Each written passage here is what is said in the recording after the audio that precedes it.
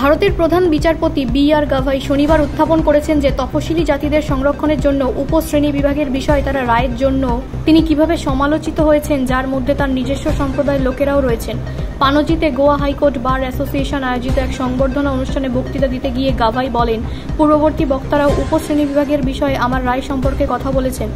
আমার নিজের সম্প্রদায়ের লোকেদের কাছ থেকে উক্ত রায়ের জন্য আমি ব্যাপকভাবে সমালোচিত হয়েছি, কিন্তু আমি সবসময় বিশ্বাস করতাম যে আমাকে জনগণের দাবি বা জনগণের আকাঙ্ক্ষা অনুসারে আমার রায় লিখতে হবে না, বরং আমার বোধগম্য আইন অনুসারে, আমার নিজস্ব বিবেক অনুসারে।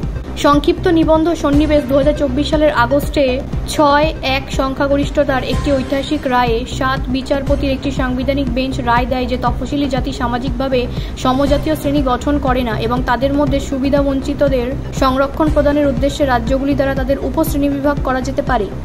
তফসিলি জাতি থেকে ক্রিমি লেয়ার বাদ দেওয়ার বিষয়ে তার মতামতের সমালোচনার জবাবে গাভাই বলেন যে এটি পরিবারের প্রজন্মের পর প্রজন্ম একই সংরক্ষিত শ্রেণী থেকে IAS অফিসার হয়।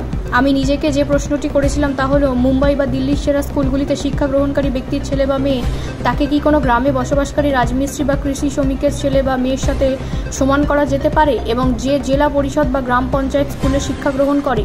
CJI বলেন, সংবিধানের 14 অনুচ্ছেদ সকলের মধ্যে সমতা বোঝায় না। যা বিবেচনা করা হচ্ছে তা হলো অসমদের প্রতি অসম আচরণ, যাতে তারা সমান হয়। এটাই আমাদের সংবিধানের প্রতিশ্রুতি এবং সেই জন্য গ্রামে বসবাসকারী একজন শ্রমিকের সন্তান এবং মুম্বাইতে বসবাসকারী একজন মুখ্য সচিবের সন্তানকে সেরা স্কুল এবং সেরা সুযোগ সুবিধাগুলিতে পড়াশোনা করার মাধ্যমে আমার দৃষ্টিভঙ্গি ছিল যে এটি সমতার মৌলিক ধারণার ওপর আঘাত করে এবং সৌভাগ্যবশত আমার দৃষ্টিভঙ্গি SC এর আরও 3 জন মাননীয় বিচারপতির দ্বারা সমর্থিত, CJI বলে। ব্যুরো রিপোর্ট, রাষ্ট্রীয় প্রসার বাংলা।